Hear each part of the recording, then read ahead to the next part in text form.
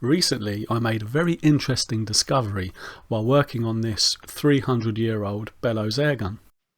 It wasn't able to generate air pressure, which normally means the bellows aren't working, so I took the bellows out and sure enough there were lots of holes in the parchment, and the woodwork at the end of the bellows had a big hole in it, so it looked like I was going to have to take the plunge and replace the parchment, do some repairs, etc. When I looked at the parchment and peeled it off, it had some writing on it, and it was very old looking German Gothic text.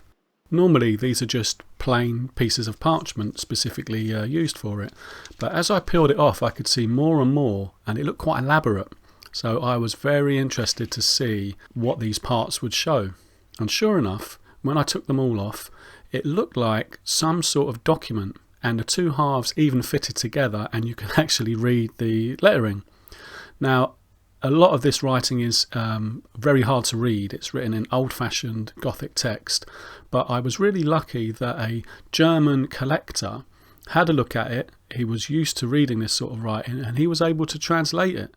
So it appears to say, I, Johann Caspar of Hessen, testify that the hereinafter named highborn Sir, who previously served with the battalion of the Guard under Herr von Neuschütz, both day and night, etc.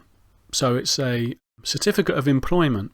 So Johann Caspar is employing this named gentleman who used to serve in the military in this battalion of the Guard, and that guy's commanding officer was called Herr von Neuschütz. Now my German contact looked it up and he found a guy called Rudolf von Neuschütz, who was born in 1627 and he died in 1703, and he was a lieutenant general of the Electorate of Saxony. He was head of the Life Guards on foot, and he had been a lord of Gothic since 1696. So he was the head of the battalion of the Guard. He died in 1703, so there's a chance that this document was written sometime towards the end of the 1600s. Some experts have dated this particular bellows gun to about 1740, so there's a chance this document was sitting around for 50 years and then got recycled to be made into the parchment part of the bellows for this gun. It's really interesting. Now I fixed the bellows, I put fresh parchment on them so they work, but I've kept this, put it in a frame, and I've kept it to go with this gun because it's obviously a really important part of its history. Just goes to show sometimes it's worth taking a risk and taking these things apart, because you never know what you'll find.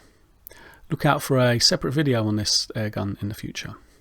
Cool, hope you enjoyed that. See you later.